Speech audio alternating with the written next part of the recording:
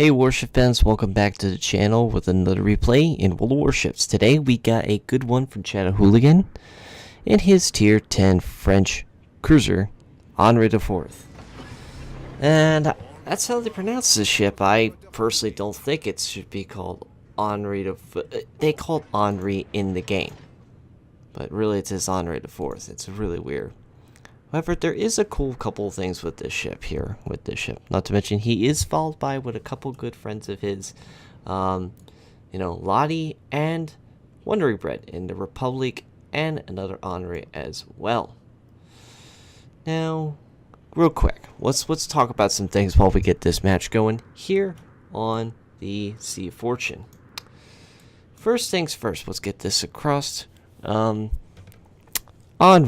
tier 10.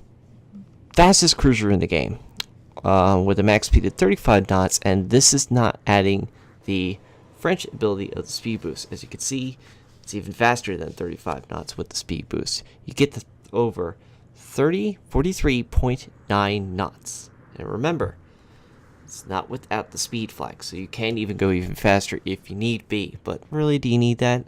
This allows the ship the ability to run and catch up to destroyers and get them out of the game. Including this thing also has torpedoes, which are quite good angles on the ship as well. You also have the ability of hydroacoustic reload booster, which we'll talk about in a second, and of course the heal. Now, there's some other things. This thing also has the biggest mounted guns cruiser, beating the previous champ, the Moskva, by 20 millimeters, making it the highest penetration of any cruiser in the game. But I'll talk about some discrepancies with that real quick in a second. Chatter real quick is making his way towards the edge of C, and he's with also Lottie and Chatter, which are just hanging around the edge with him too. They're flanking heavy to the side, and there's a good reason for this ship.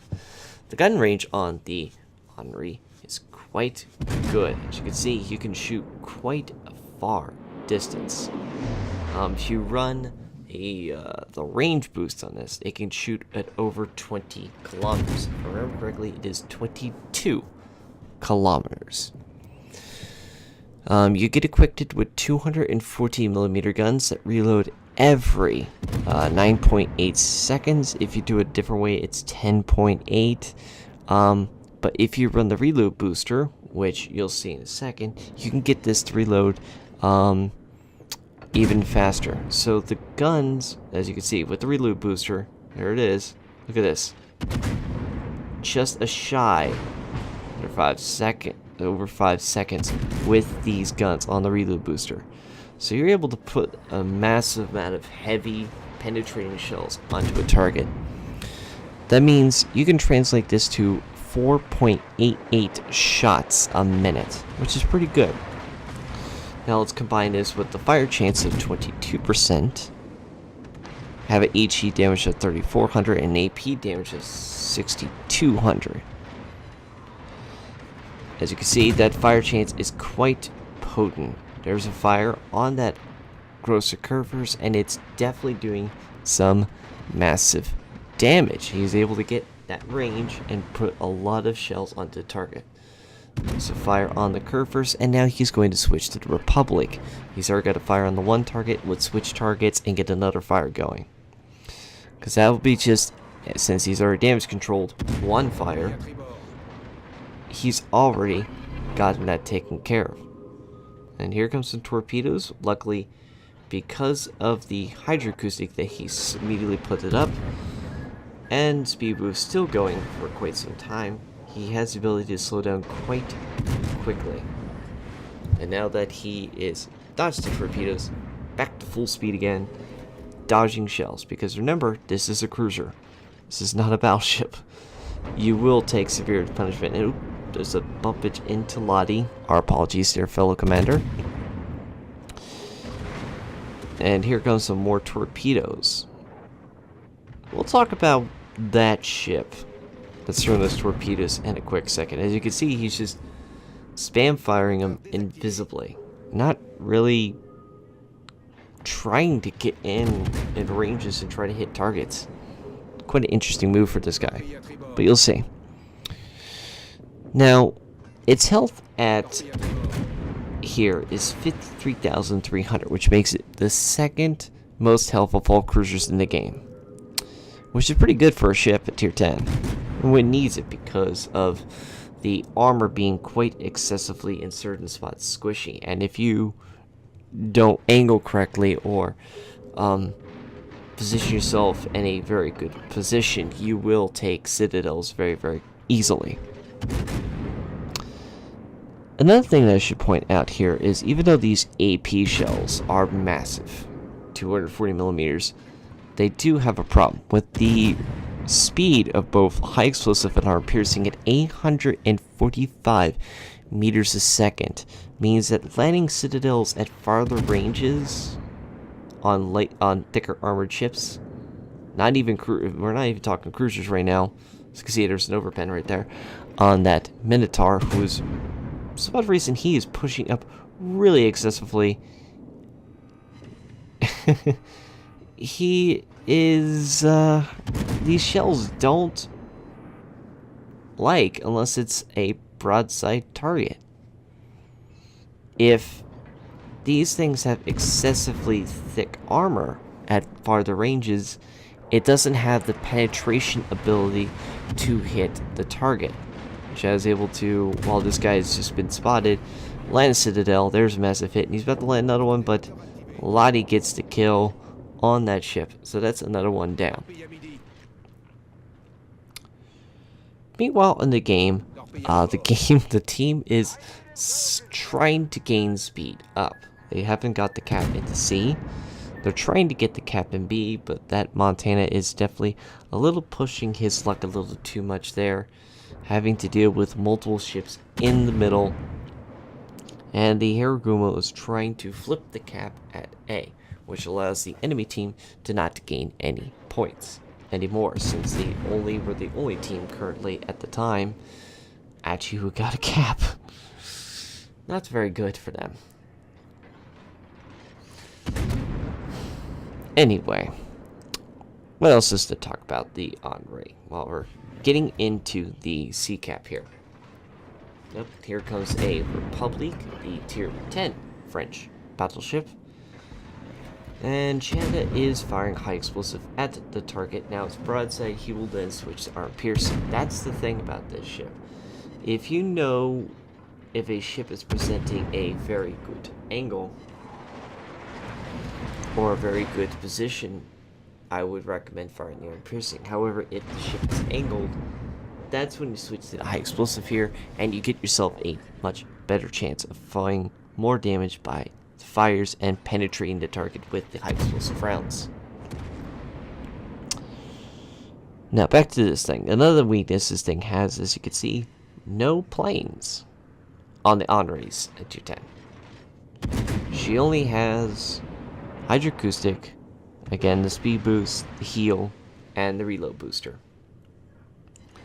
As you can see, armor piercing though does great damage. That poor Salem just took 2 citadels by Chatta right there, and he was able to bounce those 2 volleys coming at him.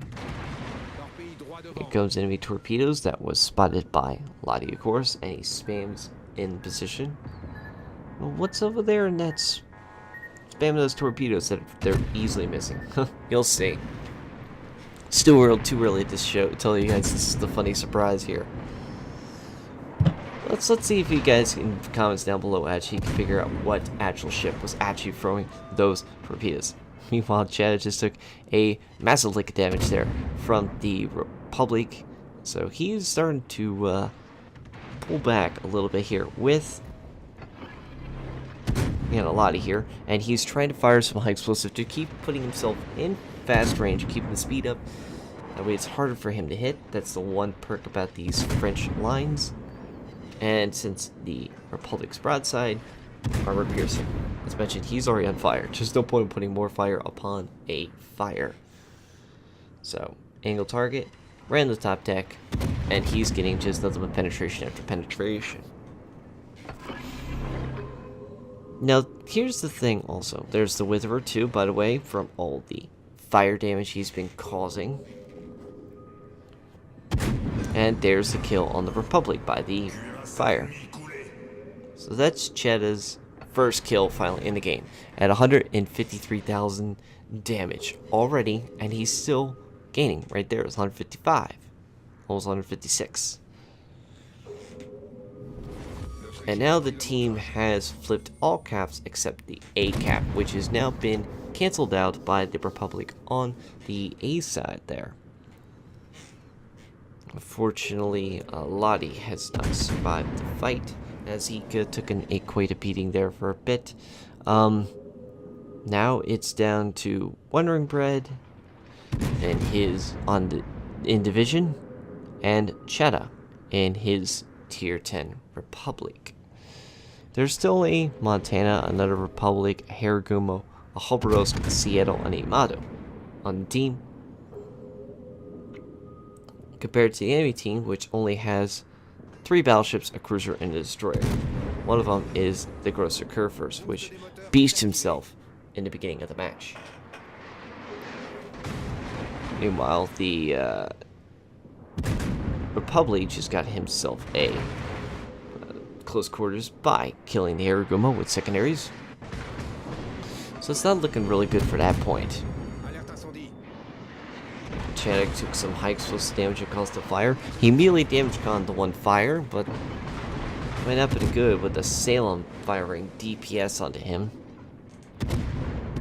However, that doesn't mind to Chatta, who's now firing armor piercing at a broadside battleship, and there is his high caliber award. Like I said, broadside, look at this, 8,000 damage. And an arsonist by the fire damage. Added all that maximum damage of that, including the arm piercing damage. That is Chatta's second kill with 228 or almost 229,000 damage. And Chatta aims roughly where the Salem is coming. He's firing high explosive DPS at him. He was able to get 1 overhead on the target. Chatta is now without any fires on his ship. This enemy team has only got now a destroyer, a near-death Montana, and a near, I would say, semi-dead Salem. But where is that destroyer? Well, remember those torpedoes a while back? Yeah, do you see that down south behind C cap? By the way, that's Chatta's third kill. What is the Yugumo doing? We can clearly see that the cap's being flipped, so we definitely know that the destroyer is now there. The Salem's already dead, so there's no point playing around with anything over there at the A and B cap. So the only thing we know is that there's an enemy destroyer that just took the C cap and is trying to probably either A, push in to flank and hit the Frederick Grove, which would have been a silly idea, which now Chatta spotted, so he's within vicinity of line of sight and detection circle of the ship. So he's somewhere near the edge of C cap, or just in the middle of it. Now he disappeared, which means either A, he's outside the circle, or behind an island. Like I said, he's either going after the Frederick Grove, or he's trying to find another suitable target to go after, and probably try to get another capture point. Since Chatta knows it's another destroyer, he has a few hydroacoustics still, so he activated his. Under 1 minute, 30 seconds now left remaining on it, and there's only just about a minute left before the victory bell rings in this match. I really don't know what this Yugumo was thinking. We know where he is. We roughly know where he is going to be. And there he is. Predictably, he's trying to torpedo the Frederick de Grosse. And he actually hit him. About time. However, here comes Chatta with his high explosive rounds. 1 round landed. And his secondaries are opening up. And now his high explosive just did a massive amount of damage. And that gives Chatta the Confederate. Followed by another 1,000 damage by the high explosive. Just one more good hit, Chatta. One more good hit. Come on. Finish him off. There it is. The 4 goal hold, the new award that you get from this game. Well done, Shadow. Well done. Well done to the team and everything else. Good lord, sir. Good gracious, good gravy, good God. Well, that goes without saying for that match. Very impressive stats all over with that match. Going through that battle, he was able to secure himself with Arsonist, Confederate, Dreadnought, Witherer for a goal hull, and a high caliber, getting 240,835,000 damage in that match with only 179 target hits. 3 citadels, 11 fires, 4 destroyed, 2 incapacitations, 3 defense, and 8 assisted capture in that match. Well done, Chetta. Earning himself top of the leaderboards with 2,567 free base experience. My apologies. Well done also to Wandering Bread and Lottie, who each of them secured 2 kills and 1 kill. So combined, they earned themselves 7 kills over the enemy team. Now, the funny thing is, I think we should also point out is not the credit gain, right? That I like seeing sometimes the damage aspects. How many shells were fired, how many hit the targets, etc., etc. So Chad shot 282 rounds. He hit with 182. So, kiddies, that is some pretty accurate fire rate. But I think the funniest thing I see here is the amount of damage he've caused to 2 battleships, including especially the Ghost of Kerfers, who beached himself. Yeah, 108,000 damage to the Kerfers.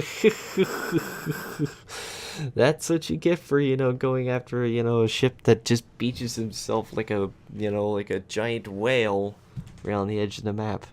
Thank you for giving me that, Chad. That was quite the laugh for me. Just sits there, beaches himself against the island, and on top of that, the Yugamo trying to torp you and everybody else invisibly the whole match, and only securing a cap. Oh, when I need to do it late the last minute. Well done to the team. A very, very complimentary, high damage roll of a devastating game. Quite well done. As always, I hope you guys enjoyed this little video we got from Chattahooligan.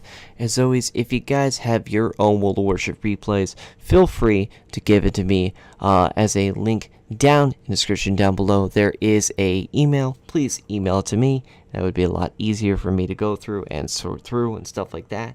The information will be given to you shortly on how to set that up if you're interested. As always, guys, I hope you enjoyed our little video here. As always, take care of yourselves, and I hope to see you in the next video. Take care.